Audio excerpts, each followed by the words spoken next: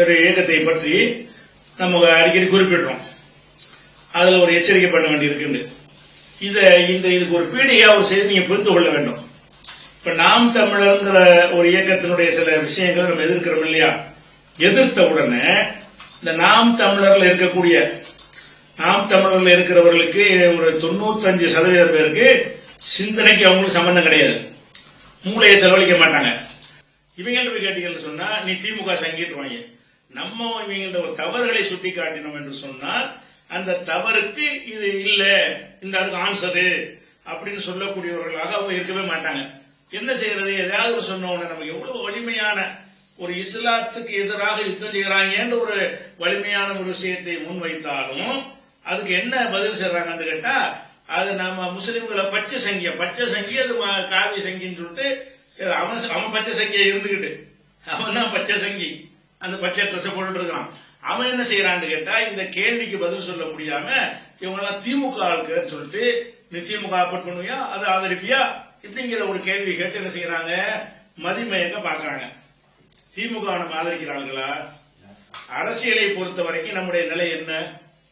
எந்த ஒரு கட்சியிலையும் முஸ்லிம்கள் உறுப்பினராக இருக்கவே செய்யாதீங்கன்னு நாங்க சொல்லிட்டு இருக்கிறோம். தேர்தல் வருதா, அந்த தேர்தல் நேரத்தில் இந்த இருக்கிற 3 இருக்கிற 4 எது அப்போதைக்கு நமக்கு ஒரு கொஞ்சம் கெடுதி கம்மியா இருக்கும் என்று பார்த்து ஓட்டு போறதோடு நிப்பாட்டிட்டு வந்துருங்க. அதை தாண்டி இவதான் காப்பாற்றுவாரு, மாற்று அரசியல் கொண்டு வர போறாரு, நம்மளுக்கு கோபுரத்துக்கு வைக்க போறாரு, இந்த மாதிரி யாரை பத்தி நம்பாதீங்க. யாரும் நம்பிக்கைக்குரிய ஆட்கள் இல்லை என்பதுதான் நம்முடைய நிலைப்பாடு. திமுகவை பத்தியும் நம்ம நிலைப்பாடு இதுதான், அண்ணா திமுகவை பத்தி நம்ம நிலைப்பாடு இதுதான், சீமானை பத்தி நம்ம நிலைப்பாடு தான். எல்லாரையும் பத்தி நிலைப்பாடு என்ன? இவங்க அரசியல்வாதி, அரசியல் நடத்துவதற்கு ஆளாளுக்கு ஒரு ஸ்டைல் தேவை சொல்லி மக்களை ஏமாத்திக்கிட்டு பண்ணுவாங்க. இந்த அரசியல்வாதிகளுக்கு பின்னாடி நம்பி போய் உங்களுடைய மார்க்கம் தீனு ஒழுக்கம் எல்லாத்தையும் விட்டுறாதீங்க அப்படிங்கிற ஒரு அடிப்படையில் தான் நம்ம பிரச்சாரம் பண்ணிட்டு வரணும். அப்படி வரும்பொழுது அப்ப எல்லாரையும் சமநிலையில் வைக்கலாம். ஆனா நாம் தமிழரை எல்லாரையும் போல சமநிலையில் நம்ம வைக்க முடியாது. ஏன் வைக்க முடியலன்னு சொன்னா, இவர்கள் என்ன செய்கிறார்கள் கேட்டா, மற்ற எந்த ஒரு இயக்கத்தை எடுத்துக்கங்க, திமுக எடுத்துக்கங்க, திமுகவுடைய எந்த கொள்கையும் எல்லாமே 100% இஸ்லாத்துக்கு உட்பட்டதா? இல்ல. அண்ணா திமுக கொள்கை இஸ்லாத்துக்கு உட்பட்டதா? இல்ல. காங்கிரஸ் கொள்கை இஸ்லாத்துக்கு உட்பட்டதா? இல்ல. கம்யூனிஸ்ட் கொள்கை இஸ்லாத்துக்கு உட்பட்டதா? இல்ல. அவங்க ஒரு கொள்கை வச்சிருந்தாங்கன்னு சொன்னா எந்த ஒரு இயக்கத்தினுடைய கொள்கையா இருந்தாலும் சரி அது இஸ்லாத்துக்கு உட்பட்டதா இருக்காது என்பதுல கடுகளை கூட நமக்கு சந்தேகம் கிடையாது. அந்த வகையில இதுவும் இஸ்லாத்துக்கு உட்பட்டது இல்ல, அதுவும் இஸ்லாத்துக்கு உட்பட்டது இல்ல அப்படின்னு போக முடியுமா? வேறுபடுத்த முடியுமா அப்படின்னு பார்க்கணும். வேறுபடுத்தினா எப்படி? திமுக இருக்கிறாங்க, திமுக காரங்க அவங்க கலைஞர் தெய்வம் பாங்க சொல்லிட்டு போறாங்க. யாரா இருந்தாலும் சரி கலைஞரை தெய்வம் என்று எவன் ஒத்துக்கொண்டானோ அவன் தான் எங்கள் இதில் இருக்க முடியும் அப்படின்னு சொல்ல மாட்டார்கள். அதுல பக்தி உள்ள ஒருத்தன் சேராத இடத்துல ஒரு சேர்ந்த காரணத்தினால கலைஞர தெய்வம், புரட்சி தலைவி தெய்வம்னு சொல்லுவான். அப்ப அவன் அதுல போய் சேர்ந்த காரணத்தினால் அப்படி சொல்லுவானே தவிர, நீங்கள் ஒவ்வொருவரும் ஜெயலலிதாவை தான் கும்பிட வேண்டும், காவடி எடுக்க வேண்டும், ஜெயலலிதாவுக்கு பால் குடம் தூக்க வேண்டும் அப்படின்னு ஜெயலலிதாவோ அல்லது அதிமுக சொன்னானா? இது வரைக்கும் நாட்டில் இருக்கிற எந்த ஒரு கட்சியாவது சொன்னானா? இல்ல. அவன் இஸ்லாத்துக்கு எதிராக நடப்பான், உலக ஆசைக்கு மயங்கணும் என்ன செய்வான், அதுல போய் சேருவான். முஸ்லிம் பெயர் தாம்பி கூட என்ன செய்வான், அவன் ஒரு காவடி தூக்கிட்டு போய் அதுல ஒரு ஆதாயம் அடைகிறதுக்காக வேண்டி அவன் போவான். தனிப்பட்ட நபருடைய ஒரு விஷயமே தவிர அதை ஒரு மதமாக சொல்லி செஞ்சதை நீங்க பார்த்ததுண்டா? நாம் தமிழர் இருக்கிற இந்த கட்சியாது எதுக்காக நம்ம கடும் நிலைப்பாடு எடுக்கணும்? நாம் தமிழர் என்பது அது அரசியல் கட்சி கிடையாது, அது ஒரு மதம், தமிழம். ஒரு மதத்தை நான் உண்டாக்குறேன் அப்படின்னு சொல்றாரு. மதத்தை உண்டாக்குறது என்ன அர்த்தம்? ஒரு மனிதன் 2 மதத்தில் இருக்க முடியுமா? ஒரு மனிதன் 3 மதத்தில் இருக்க முடியுமா? அப்ப என்ன அர்த்தம்? தமிழம்னு நீ அதில் போய் நீ சேர்ந்து ஆயானால் இஸ்லாத்தை விட்டு வெளியே வந்துட்டான்னு அர்த்தம். அவன் எதை நோக்கி உங்களை அழைக்கிறான்? அவன் மொத்தமா செய்யற மாதிரி சீமான கொண்டாடிட்டு போன 4 பேர்னா அது பஞ்சாயத்து கிடையாது. எவனோ ஒரு கிறுக்கு போய் கல்யாணம் பண்ணாண்டா அது பஞ்சாயத்து கிடையாது, அது தனிப்பட்ட நபருடைய ஒரு விஷயம். இது சித்தாந்த ரீதியாக உங்களுக்கு சொல்லப்படுற விஷயம் என்ன? தமிழம் என்ற மதத்தில் இருக்க வேண்டும். எதற்கு தமிழன் என்ற மதம்? தமிழம் எதுக்கு அப்படின்னு கேட்டா, நாட்டில் இருக்கிற எல்லா மதங்களுமே மனிதனை சமத்துவமாக நடத்தவில்லை, சகோதரத்துவமாக நடத்தவில்லை, ஏழை பணக்காரன் பாகுபாடு இருக்கிறது. அதையெல்லாம் இப்ப இல்லை என்ற காரணத்தினால்தான் நாங்களே ஒரு மதத்தை உண்டாக்கிவிட்டோம். எப்படி இயேசு உண்டாக்கினாரோ, எப்படி நபிகள் நாயகர் வர்றாங்க. யாரு? இந்த சீமான் இயேசு எப்படி உண்டாக்கினாரோ, அப்ப கிறிஸ்தவ சிந்திச்சு பார்க்கணும். இயேசு மாதிரி தானே இவன்? நபிகள் நாயகம் எப்படி உண்டாக்கினார்களோ அந்த மாதிரி, புத்தர் உண்டாக்கின மாதிரி நாங்கள் தமிழம் உண்டாக்கி இருக்கிறோம். அப்ப இந்த மதம் தான் சரியான ஒரு மதம் அப்படின்னு சொன்னா, இதை மற்ற கட்சிகளை ஒரே மாதிரி வைக்க முடியுமா? இந்த மாதிரி சொல்லக்கூடிய ஒருத்தனையும் மற்ற கட்சிகளையும் ஒரே மாதிரி ஒருத்தன் முஸ்லீம் வச்சு பார்ப்பானா? அது மாத்திரம் இல்ல, நீ தமிழம் அந்த மதத்தில் என்னடா கொள்கைன்னு கேட்டா, தமிழம் என்று நீ ஒத்துக்கொண்டாயானால் ஒரு தெய்வத்தை நீ ஏற்றுக்கொள்ளணும். அவருக்கு ஒரு தெய்வம். அந்த தெய்வம் யாரு? அது எந்த ஒரு மதத்திலையும் இல்லாம ஒரு புது தெய்வத்தை உண்டாக்கணும் பரவாயில்லை. இந்து மதத்தில் ஒரு தெய்வமாக கருதப்படக்கூடிய முருகன் என்கிற ஒரு தெய்வத்தை வைத்துக் கொண்டு இவன் தான் நம்ம எல்லாருக்கும் தெய்வம்.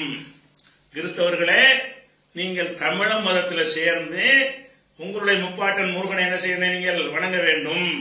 முஸ்லிம்களே, நீங்கள் தமிழ மதத்தில் சேர்ந்து நீங்கள் முப்பாட்டன் முருகனை, முப்பாட்டனும் கிடையாது நமக்கு, அது வாழ்ந்தாரா வாழலையாங்கிற அதுக்கு ஆதாரம் கிடையாது. சும்மா கற்பனையாகத்தான் நம்ம நினைக்கிறோம். அவங்க என்ன நினைக்கிறார்கள் என்றால் சொல்லப்படக்கூடிய செய்திகள் வரலாறு பார்த்தீங்கன்னு சொன்னா, அது வரலாற்றுக்குள்ள வாழ்ந்த ஒரு மனிதராக முருகன் நமக்கு தெரியவில்லை, இருந்துட்டே போறாரு. அப்படி இருந்துட்டு போனா கூட அவர் எப்படி எங்களுக்கு முப்பாட்டன் ஆவாரு? அவர் எப்படி எங்களுக்கு தெய்வம் ஆவாரு? அப்ப அதாவது எல்லா மதத்தையும் விட்டுட்டு வந்துருங்க, ஒரு தெய்வத்தை ஏத்துக்கிறங்க, அந்த தெய்வம் இந்து மதத்தினுடைய தெய்வமாக இருக்கும் அப்படின்னு சொல்லிட்டு இவங்களை எல்லாம் நீங்க கடவுளா ஏற்றுக்கொள்ளணும் சொல்றாரு. இப்ப இது சாதாரண எடுத்துக்கிற விஷயமா? எதுக்கு கடுமையான நிக்கிறோம்? இது விளங்காம சில பேர் போறான். எதனால போறான்னா, நீங்க பேசாம வாய் மூடி இருக்கிறீங்க, மார்க் அறிஞர்கள்லாம் மூணமா இருக்கிறீங்க, அரசியல் தரவெல்லாம் மூணமா இருக்கிறீங்க. போய் இப்படி போனா கூட சமூகத்தில் நமக்கு ஒரு பாதிப்பு வராது, சமூகம் அங்கீகரிச்சுக்கணும்னு நினைச்சுக்கிட்டு போறாங்க. ஆனா சமூகம் விளக்க மாத்திரத்தை அடிச்சு வரட்டும், நீ தான் இருப்பிய தவிர, நீ தமிழன் ஆட்டம் போடுவியே தவிர மக்கள் உனக்கு பின்னாடி வரமாட்டார்கள். விழிப்புணர்வு ஊட்டாத காரணத்தினால் கொஞ்சம் நஞ்ச பேர் இப்படி கிடக்குறீங்க, அதை வென்றெடுப்போம். அப்ப எதனால இந்த பிரச்சனை வருது? அவர் ஒரு அரசியல் கட்சி ஆரம்பிச்சு தொடங்கிட்டு போனார்னா நமக்கு பஞ்சாயத்தே இல்ல. மற்ற அரசியல் கட்சிகள் எந்த ஒரு கட்சியாவது முருகனை வணங்கணும், அல்ல கருணாநிதி இந்து தானே, அவர் இந்து, கருணாநிதி வணங்கணும்னு சொன்னாரா? பெரியார் வணங்கணும்னு சொன்னார்? அவரு அண்ணா வணங்கணும்னு சொன்னாரா? அண்ணா திமுக எம்ஜிஆர் வணங்கணும்னு சொன்னார்களா? அப்ப எம்ஜிஆர் நீங்க காவடி எடுக்கணும்னு சொன்னார்களா? இல்ல. அப்ப அவர்கள் ஒரு அதுல உள்ள ஒரு ஆர்வம் உள்ள ஒருத்தன் கூட சொல்லியிருப்பான், தனி நபராக ஒரு கொள்கையாக ஒரு கட்சியினுடைய கோட்பாடாக சொல்லப்படுவது என்னன்னு கேட்டா, இது கட்சி அல்ல, இது மதம், நான் உண்டாக்கி இருக்கிறேன் அப்படின்னு சொல்லி. அப்ப சில செய்தியாளர்கள் கேட்கிறாங்க, இது எப்படிங்க? அது முஸ்லிம்கள் எப்படி இத முப்பாட்டன் முருகனை ஏத்துக்கிறார்கள், கிறிஸ்தவர்கள் எப்படி ஏத்துக்கிறார்கள் கேட்கும்போது, ஏத்துக்கிறேன்னு ஏத்துக்கிட்டு இருக்கிறான், ஏத்துதான் ஆகணும். அப்ப தமிழனுக்கு தனி அடையாளம் வேணாமா? அப்ப முஸ்லிமுடைய பேர் அரபியில் இருக்கிறது, கிறிஸ்தவன் பேர் இப்ப இங்கிலீஷ்ல இருக்கிறது, ஆங்கிலத்தில் இருக்கிறது. அப்ப தமிழனுக்குன்னு ஒண்ணு வேணாமா?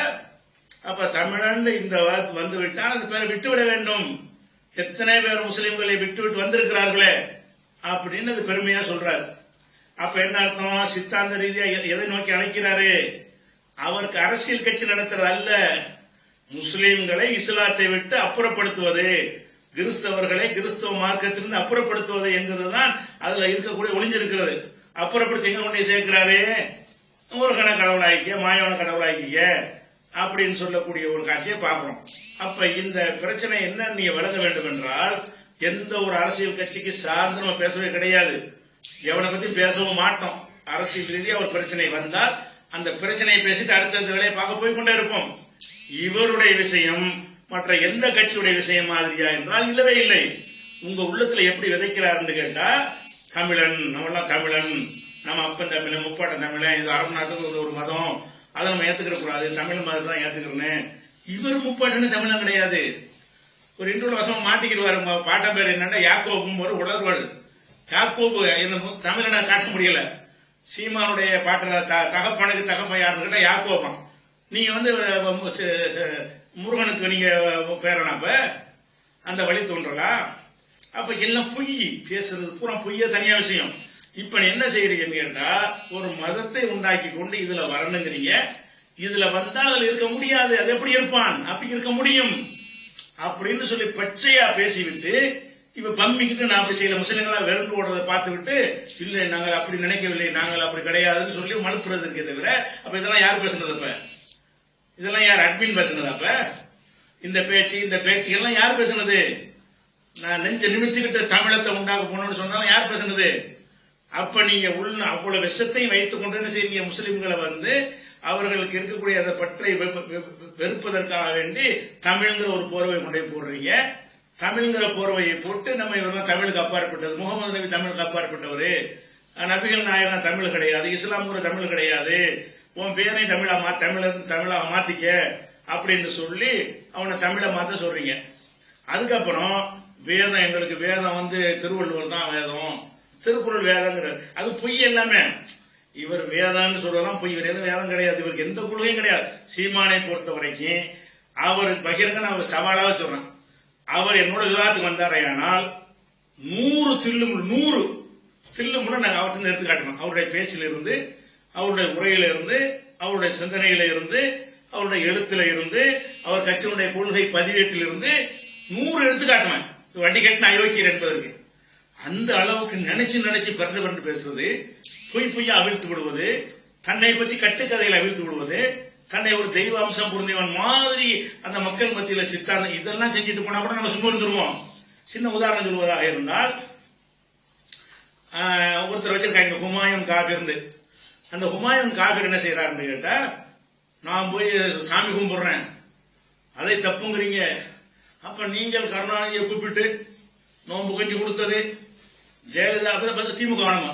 கேள்வி கேட்ட திமுக காரணம் கேட்கிறோம். நாமளும் தப்புன்னு சொல்றோம். நோம்பு கஞ்சி கொடுக்கிறோம்ங்கிற பெயர்ல வந்து கருணாநிதியை கூப்பிட்டு நல்லிணக்கத்துக்கு அதை செய்வீர்கள் என்று சொன்னால், ஜெயலலிதாவை கூப்பிட்டு செய்வீர்கள் என்று சொன்னால், நான் நல்லிணக்கத்துக்கு போய் சாமி கொடுப்பது எப்படி குறை சொல்வீர்கள்? இப்படின்னு பேசுறாங்க.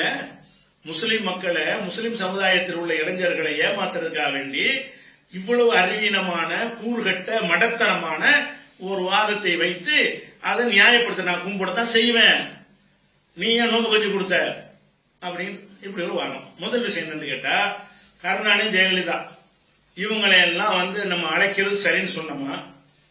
எந்த காலத்திலேயாவது நோம்பு கஞ்சி துறக்கிறதுக்கு ஏன் அவங்களை கூப்பிடுறீங்க? நோம்பு முஸ்லீமுடைய கடமை இல்லப்பா. முஸ்லீம் அல்லாதவர்களை கூப்பிட்டு வச்சுட்டு அதை கொச்சப்படுத்த நீங்க பாக்குறீங்க. அவங்க அரசியலா தான் அதை பார்ப்பாங்க என்று பல வருடங்களாக 40 வருடமா கத்திட்டு இருக்கிறோம். நம்ம இன்னும் அதெல்லாம் ஆதரிச்சு நின்ற மாதிரி அவர் ஆதரிச்சிங்க இல்ல. உங்க நல்லிணக்கத்துக்காக வேண்டி நீங்கள் அவளை கூப்பிடலாம் என்று சொன்னால் நாங்கள் நல்லிணக்கத்துக்கு சாமி கும்பிடக்கூடாதா அப்படிங்கிற அளவுக்கு பேசி சாமி கும்பிடுறதுக்கு நியாயப்படுத்தணும். இப்ப முதல் விஷயம் என்ன வழங்கன்னு, இப்ப நோம்பு கஞ்சி குடிச்சு நேற்று வரைக்கும் என்ன செஞ்சிருந்தாங்க? நோம்பு கஞ்சி குடிச்சு திமுக ஏமாத்தலாம் முஸ்லிம, நோம்பு கஞ்சி குடிச்சு அண்ணா திமுக முஸ்லிமை ஏமாத்தலான்னு சொன்னீங்கல்ல, அதுதான் நிஜமா, அதான் கொள்கை. அப்படி சொன்ன நீ வந்து இப்ப சாமி கும்பிட்டு நீ அவனை ஏமாத்துறீங்க. நீ இப்ப அதான் உண்மையா இருக்கேன். இவங்க செஞ்சது நல்லிணக்கத்துக்கு இல்ல, ஏமாத்தான் செய்யறாங்க. திமுக அண்ணா திமுக நோம்பு கஞ்சி குடித்து ஏமாத்துறார்கள் என்று நீ வாதம் வைப்பாயானால், நீ போய் இந்து மக்களை ஏமாத்துறதுக்கு தான் போய் சாமி கும்பிடுற. எவ்வளவு அயோக்கியமான இருப்ப, அவங்கள நாங்களும் உங்களால் தான் என்று காட்டுவதற்காக வேண்டி நடிக்கத்தானே செய்யறேன்னு அர்த்தம் ஒண்ணு. அப்ப அந்த ஏற்கனவே நீங்க என்ன நோம்பு கஞ்சிக்கு வாதம் வைத்தீர்களோ அந்த வாதம் இதுக்கு பொருந்துமா பொருந்தாதா? பொருந்தும். அது போக வந்து இன்னொரு விஷயத்தை பார்க்கணும். நோம்பு கஞ்சி குடிக்கிறது அது தப்ப விஷயம் வேற, சாமி கும்பிடுறது ஒண்ணா? இஸ்லாத்துல எதுக்கு இதெல்லாம் பேசுறோம்? நீ இஸ்லாமிய மார்க்க போர்வை வைத்துக் கொண்டு குர்ஆன்ங்கிற ஹதீஸ்ங்கிற நபிகள் நாயகத்தை இழுத்து இதெல்லாம் பேசிட்டு இருக்கிற. மற்ற அரசியல் காட்சி இப்படி பேச மாட்டான். நீ எங்க மார்க்க பயான் பண்ற மாதிரி பேசிக்கொண்டு நாம் தமிழருக்கு என்ன செய்ய நீ ஆள் பிடிக்கிற காரணத்தினாலதான் கடுமையான நிலையை எடுத்துருக்கணும். இன்னும் எடுக்க வேண்டி இருக்கிறது. அப்ப நான் என்ன சொல்றேன்னு கேட்டா, ஒருத்தன் போய் நோம்பு கஞ்சி கூப்பிட்டு கருணாநிதி கூப்பிட்டு சாப்பாடை கொடுத்துட்டான். இது ஒரு அரசியல் பண்றாங்கிற அளவுக்குள்ள ஒரு சின்ன குற்றம் தான். சாமி கும்புற அதே மாதிரியான குற்றமா? அடே அது அல்லாஹ் ஒருத்தனை தான் என்று நம்ப வேண்டும் என்று சொல்லிக் கொண்டவன் எப்ப நீ இன்னொருத்தனை வணங்கிட்டியோ நீ வெளியே போயிருவிய. நோம்பு கஞ்சி குடிச்சா வெளியே போக மாட்டானே. நோம்பு கஞ்சி போய் குடிச்சாலும் அவனுக்கு போய் கொடுத்தாலும் இஸ்லாத்துக்கு வெளியே போயிருவான. இஸ்லாத்தை விட்டு வெளியே போற பாரதூரமான ஒரு காரியத்தை செய்து விட்டு கருணாநிதி தொப்பு போட்டு கஞ்சி கொடுக்கலாம்னா கஞ்சி கொடுத்தா இஸ்லாத்துக்கு போயிருவானா? ஜெயலலிதாவுக்கு முக்காடு போட்டு நோம்பு கஞ்சி கொடுத்தா இஸ்லாத்துக்கு போயிருவான் அவன். என்ன தேவையற்ற வேலை செய்யறேன்னு கேட்போம், அவ்வளவுதான். அதுல உள்ள விமர்சனம் எது? எதுக்கு வணக்க வழிபாட்டெல்லாம் ஒரு அரசியல் ஆக்கிட்டு இருக்கிறீங்க என்ற ஒரு விமர்சனத்தை தவிர அதுல மேற்கொண்டு விமர்சனம் வைக்க இயலாது. ஏன்? நம்ம போய் அவங்க வணங்கல, அவங்க நம்மள வணங்கவில்லை, அவங்க வழிபாட்டை நம்ம எடுத்துக்கொள்ளவில்லை, நம்ம வழிபாட்டை அவங்க எடுத்துக்கொள்ளவில்லை. கஞ்சத்தான் குடிக்கிறாங்க, அவ்வளவுதான். நீ என்ன செய்யற? நீ வேல் குத்துற, காவடியை தூக்குற, சாமி கும்பிடுற, கூப்பிட்டு நீ நோம்பு கஞ்சி கொடுத்து நல்லிணக்கத்துக்கு, நான் நல்லிணக்கத்துக்கு போய் சாமி கும்பிடுறேன் மாதிரியான ஒரு அடிப்படையில எது பகிரங்கமா அந்த பேசுறாரு. அப்ப இஸ்லாத்துக்கு உட்படுத்தான் செய்யறாராம். எப்படி? இஸ்லாம் மார்க்கத்துக்கு உட்படுத்தான் நான் செய்யறேன். இன்னொன்னு பார்க்கணுங்க, பிரபாகர் விஷயமாக இந்த சீமான் குரூப்புக்கு சவால் விட்டோம், அது வரல. இப்ப அடுத்து என்ன செய்யறோம்னு கேட்டா, நீ நீ உண்டாக்கிக்கிறது மதமா கட்சியா? நீ மதத்தை தான் உண்டாக்கி இருக்கிறாய். எந்த அளவுக்கு பெயரெல்லாம் மாத்தணுமா, தமிழ்ல மாத்திக்கிறணுமா, அந்த மாதிரி வரணுமா, வழிபாட்டெல்லாம் பள்ளிவாசல்ல பாங்கெல்லாம் தமிழ்ல சொல்லணுமா, இப்படி எந்த கட்சியா சொல்லி இருக்கிறானா? இதுக்கு கூட உங்களுக்கு ரோஷம் வர மாட்டேங்குத. அதுல இருக்கக்கூடிய அப்பாவி முஸ்லீம் இளைஞனுக்கு ஒரு ரோஷம் ஏன்னு கேட்டா, இந்த விவரமான ஆளு நினைக்கிறாங்க மேடையில் அப்படி ஒரு மாதிரியா பேசணும், விவரமான ஆளு. நாட்டில் இருக்கிற அத்தனை தலைவர்களையும் முன்ன நிப்பாட்டினா கூட ஆக கூறு கட்டவன் சொல்லி சீமான் தான் நான் நிரூபிப்பேன். யார் வேணா கொண்டு இருக்கிற எந்த கட்சியில் உள்ள தலைவனை விடவும் மூளை, புத்தி, சிந்தனை, கூர்மை எதுவும் இல்லாம சும்மா சத்தத்தை கொண்டே எல்லாத்தையும் சமாளிக்கிற ஒரு ஆள் இருப்பதாக இருந்தால் அது சீமான் தான் நான் நிரூபிக்க தயாரா இருக்கிறேன். இதுவும் சவால் தான். எல்லா வகையானதுக்கு நான் ஏத்துக்கிற ரெடியா இருக்கிறேன். அப்ப என்ன செய்யணும்னு கேட்டா, இவர்கள் ஆபத்தானவர்கள். இப்ப மழுப்பி கொண்டிருக்கிறார்கள், அடி நல்லா உழுந்து கொண்டிருக்கிறது. முஸ்லிம்கள் வெளியேறி கொண்டிருக்கிறார்கள். வேற இரண்டாம் நிலை ஆளை வைத்துக் கொண்டு சீமான் அப்படி மதத்தை உண்டாக்கவில்லையே, அவர் எல்லாத்தையும் பொதுவான சொல்றாரு. சொன்னதுக்கு பதில் சொல்லு. அப்ப இதெல்லாம் யார் பேசினா? அப்ப சொல்லலன்னு சொல்லாது. எப்படி சொல்லணும்னு சொல்வதா இருந்தால் உன்னுடைய புஸ்தகத்தில் எழுதியிருக்கிற சட்ட புஸ்தகத்தில் என்ன எழுதி வச்சிருக்கிறது? முஸ்லீம்களை சந்தேகத்தோட பார்த்துக்கிறேன், நம்ப முடியாதவங்கள என்று எழுதி வைத்து நீ முஸ்லீமை கூப்பிடுற. அப்படியான ஒரு இயக்கம். அதனால நீ கட்சி நடத்துறன்னா இந்த சொல்லுன்னு பொய் சொல்லக்கூடாது. செஞ்சோம், இனி செய்ய மாட்டோம். வீர தமிழர் கிடையாது, வீர சைவ தமிழர் கிடையாது. ஒரு வெறும் அரசியல் கட்சி மட்டும்தான். மதத்துக்கு இங்க வேலை இல்லை. எங்கள் கட்சியில் மதத்துக்கு வேலை இல்லை. முஸ்லிம் முஸ்லிமாக இரு, இந்து இந்துவாக இரு, கிறிஸ்துவ கிறிஸ்துவராக இரு. ஆனால் அப்படி நாங்கள் செய்யலன்னு சொல்லக்கூடாது. அப்படி கடந்த காலத்தில் கிறுக்குத்தனமாக நாங்கள் சொன்னோம். அதற்காக சில திட்டங்களை செய்தோம். பல முஸ்லிம்களை சாமி கும்பிட வைத்தோம். பல முஸ்லிம்களை இஸ்லாத்தை வெளியேற்றினோம். இனிமேல் அப்படி எடுத்ததற்கு நாங்கள் மன்னிப்பு கேட்கிறோம். இனிமேல் செய்ய மாட்டேன் சொல்லி பேச மாட்டான். நீ என்ன செய்யறன்னு கேட்டா அவ்வளவு செஞ்சு விட்டு செய்யலைங்கிற கெட்ட பேசணும்னு திருந்தல. நீ ஒன்னு திருந்திட்டாண்டா ஒருத்தனை மன்னிக்கலாம். நீ ஏற்கனவே என்ன சொன்னாயோ அதை சொன்னதுக்கு பதில் சொல்லாம அப்படிப்பட்டவனா, அப்படிப்பட்டவன் தான் அத்தனை குற்றச்சாட்ட, அப்படிப்பட்டவன் தான் என்று குற்றச்சாட்டை சொல்லும் பொழுது நான் அப்படிப்பட்டவனா? ஆமா, அது அப்படிப்பட்டவன் தான். அப்படிப்பட்டவன் இல்லைன்னு எப்படி பதில் சொல்லணும்? அது நான் பண்ணல, மிமிக்ரி பண்ணிட்டாங்க, வேற யாரும் பேசிட்டாங்கன்னு சொல்லு. அல்லது என்ன செய்யணும்? நான் சொன்னதெல்லாம் சொல்லத்தான் செஞ்சேன். அப்ப என்னுடைய மூளைக்கு தோணல, தெரியாதனமா சொல்லிவிட்டேன். நான் இப்ப அரசியல்வாதியா மட்டும் நான் இருக்க போறேன் அப்படின்னு சொல்லிட்டு வா வைப்போம். அப்ப இப்படி எல்லாமே பேசுறலாம் போய் இருக்கிற அத்தனை பேரையும் இருக்கனாக்கி. அப்ப யாராவது எடுத்து கேட்டான்னு வைங்களேன், எல்லாம் பயப்படுறதுக்கு. பொம்பளை ஏதாவது பேசிட்டான்னு சொன்னா அதுக்கு ஒரு கூட்டம் வச்சுக்கிறாங்க. அது வெக்க மேடம் உங்களுக்கு என்ன? அதுல பயணிக்கிறவனுக்கு ஒரு அறிவார்ந்த கூட சிந்திக்க மாட்டியா? இவனை பத்தி பேசுனதுக்காக பொம்பளையை பிடிச்சி 4 நேரம் கழிச்சு கமாண்ட் போடுறது, திட்டுறது, இழிவுபடுத்துறது. இதான் நேர்மையா? உன்னை எதுக்கு பயன்படுத்திட்டு இருக்கான் பாத்தியா? ஆம ஓட்டுல பிரயாணம் பண்ணதை பத்தி எடுத்து நீங்க போட்டு விட்டீங்கன்னா அவன் பேசுனதையே அவன் பிளாக் பண்ண சொல்றான். வெளியே வரக்கூடாதான். இப்படி அளவுக்கு உங்களை தயார்படுத்தி சிந்தனையை மழுங்க வைத்துக் கொண்டிருக்கிறதெல்லாம் உங்களுக்கு தெரியவே இல்லையா? அல்லது வெளியில என்னென்ன அவரை பத்தி உள்ள விஷயங்கள்லாம் இருக்கு, தொகுப்பு உங்களுக்கு கிடைக்கவில்லையா? தனியா ஒண்ணு போட போறோம், நாங்க தான் போட போறோம். என்னென்ன அவர் பேசியிருக்கிறார் என்பதை ஒரு தனி ஒரு தொகுப்பா ஒரு ஆல்பமாக இன்ஷா அல்லாஹ் என்ன செய்யறோம், அதை போடுறோம். அதை நல்லா விளங்கிக்கிறங்க. இவர் எந்த ஒரு கொள்கையும் மற்றவர், அது நமக்கு பிரச்சனை இல்லை, கூடுதலுக்கு தான் நான் சொல்றோம். எங்களோட நீ மோதுற, இஸ்லாத்தோடு மோதுகிறாய், இஸ்லாத்தை விட்டு வெளியேற்ற நீ நினைக்கிறாய், உன்னையே இஸ்லாத்துக்கு அழைக்க வேண்டிய நாங்க இருக்கிறோம். நீ எங்களும் இஸ்லாத்தை விட்டு வெளியேற்றுவதற்கு டயலாக் விட்டு தமிழ் முப்பாட்டுன்னு வந்தாயானால் கண்டிப்பாக நீ நினைக்கிற அவ்வளவு லேசம் நடக்காது. கடும் விளைவை நீ எதிர்கொள்ள வேண்டி வரும். சீமானுக்கு நம்ம சொல்லிக் கொடுக்கணும். நீ திமுக திட்ட மாதிரி அண்ணா திமுக அந்த விளையாட்டு நினைக்காத. முஸ்லிம்கள் சமுதாயத்தில் வைத்துக் கொண்டாயானால் விளைவு கடுமையாக இருக்கும் என்பதை நம்ம தெளிவாக எச்சரிக்கையாக சொல்லிக் கொடுக்கணும்.